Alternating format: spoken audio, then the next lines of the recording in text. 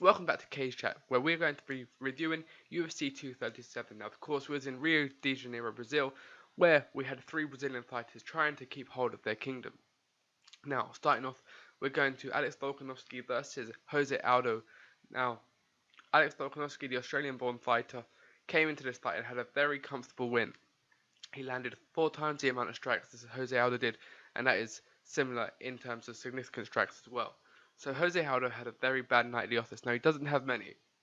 He has a couple, but he looked very tentative. He looked nervous, and he's come out and said post-fight that it was probably his worst performance of his career, and that he didn't feel himself, and you could see that in the cage. If you compare Jeremy Stephens, the fight he had against Jeremy Stephens, compared to Saturday night's against Volkanovski, he was the shell of the fighter that we saw. There was no aggression. There was no ferocious power. There was there was no Jose Aldo really, and maybe he is coming towards the end. And maybe that's a sign that he hasn't got much left in him. But I do think he's going to come back and retaliate, and hopefully avenge his performance from last night. But the limelight goes to Volkanovski. Now Volkanovski was absolutely brilliant. He set the pace. Many thought that Jose Aldo would come in with the low leg kicks, but it was the other way around. Volkanovski came with the leg kicks, controlled the distance, and he had a spectacular performance, and there's no other way to put it, really. And he deserves a title shot. Now, as I'm recording this, it has broke today that Frankie Edgar will take on Max Holloway for the featherweight belt at UFC 240, which is a shame for Volkanovski because I do believe he deserves that chance. But at the same point, February of last year when Brian Ortega faced Frankie Edgar, that was meant to be for a title match, but Ortega came in, saved the card, and Frankie Edgar did a favour to the UFC to save the card, and he did lose that match, and ultimately lost his shot at the title. So it probably is rightfully for him. He is ranked 3 in the rankings currently. Again, that's since the rankings have been moved up, and Volkanovski is at number 1. So if I'm Volkanovski, I'd be in training camp, to be honest, because Frankie Edgar could put out potentially at, it's only the end of July now. Well, UFC 240 is only at the end of July, so if I'm Volkanovski, I'm prepared for that fight, whether he's needed or not. I'd be in camp. Now, he says he wants to be on that Australia card. Now, depending on when that is, it's probably going to be December time, Australian summertime, so somewhere between December and February of next year. I think that'd be perfect. If you had Robert Whittaker, Israel Adesanya, Volkanovski, that card sells out. Even maybe return of Mark Hunt. Who knows? You just pack it with Australians. Megan Anderson fighting at UFC Rochester this weekend. You get her on that card. You have a stacked Australian card, and Oceania will be very beneficial for it. But yes, Volkanovski had a great performance, and the featherweight division is stacked. When you got the likes of Ortega coming back, you got Zabit, who's waiting for a shot. Maybe that is against Volkanovski next. But honestly, the next fight, Volkanovski deserves this for a title. I would not want to feed him Zabit or Brian Ortega at the moment. But if he has to fight them, then so be it. But that'd probably be maybe in September or October time. He's at that point where he's probably headlining a fight night or very high up on the main card now. Now in the co-main event, it was another bad night for Brazil, and especially Anderson Silva, who did get TKO'd in the first round after what looked like a gruesome knee injury after taking a leg kick from Jared Cannonier, who did have a very good first round. He controlled the pace of the fight again. Now, I didn't think Anderson Silva looked too bad. I thought he had his feints, he had his slips there, he tried some great kicks. Some of them came off. Now, he was slightly behind the pace, but I don't know whether he's been in there with a man who hits as hard as Jared Cannonier, especially a man who's come down from heavyweight, as Cannonier has done. I don't know who potentially has heavier hands. Now, he's thought Daniel Cormier, and he's also thought Chael Sonnen. I'd probably put those two up there.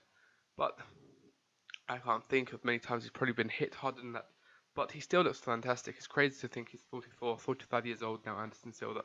But that knee injury could put him out and potentially put him into retirement, because if it's an ACL, any sort of knee injury that needs surgery, he's going to be out 6-7 months potentially. And that's probably the end of Anderson Silva's career. Now, he did want to end it in Brazil, but I'm sure he didn't want to end it in that way.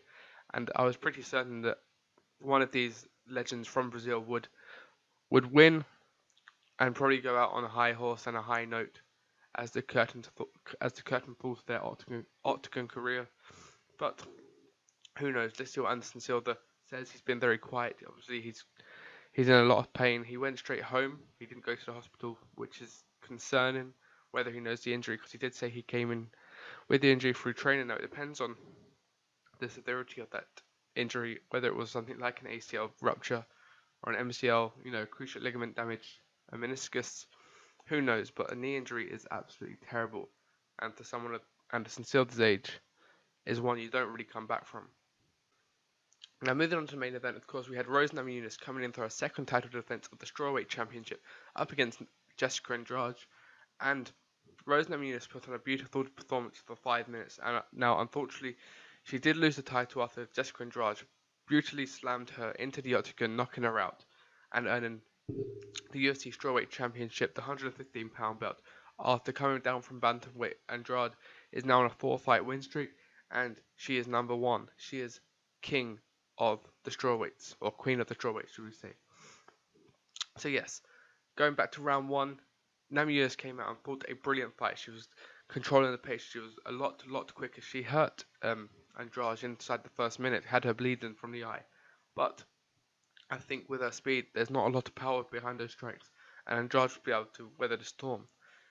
Now, I did say in my prediction video that there would be 4 or 5 takedowns from Andrade, and going from the UFC stats, there's 4 exactly, so I was very close in what I said, and it was the 4th one that earned her the victory, but it wasn't all her own way when it comes to takedowns. In the first round, Namajunas was able to stifle the takedowns by going for Kimura looks and really transitioning beautifully. Now, in the first one that I saw, and I think it was the first attempt, she almost got Andrade into an armbar, but Andrade was able to slip out, get back to her feet, and continue the fight. But Namajunas, she looked incredible. Now, this is a fighter that's come out post-fight and said that she was relieved. Now, what she was relieved about, we don't know, whether it was because of the title reign, whether it's because of being in Brazil. Now, I don't know what impact she had from UFC 223, with, of course, the bus incident in New York, but I reckon, or I think maybe that's had the lasting impact on her. Now, she took that year out. She was struggling pretty bad from what reports were saying of anxiety attacks after that, and being on that, if she's every time she's going to a UFC event, she's getting on a team bus. She's going to have the reminders of what happened, and whether that's good for her mental health, who knows? She's mentally strong, but she doesn't seem like the most invincible of people. She comes across very nice, very quiet, very methodical at times, and I think maybe it's her time to get out. She is only 26. She's not taking a lot of damage. She's very young. She's earned a lot of money. She's become UFC champion. She's built a legacy for herself.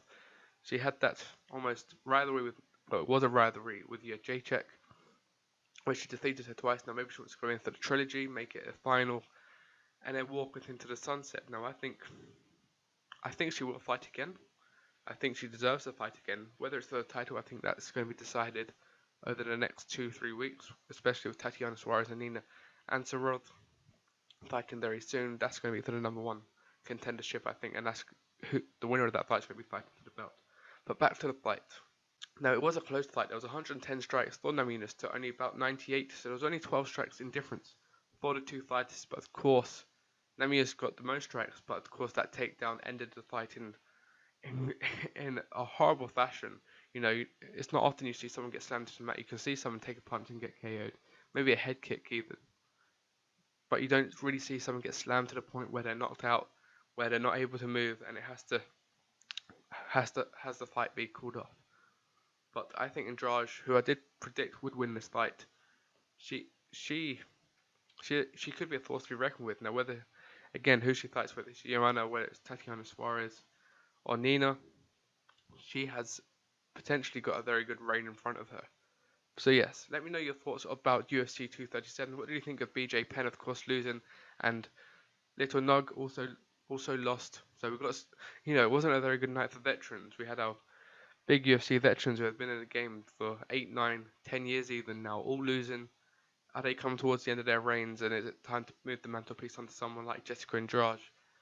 Jared Cannonier, who's in his mid-30s as well, and Volkanovski, of course. It could be a passing of the mantle to these younger fighters. So yes, let me know in the comments what you thought. Make sure to like, subscribe, and I'll see you on the 5th round, where we will be looking at UFC Rochester.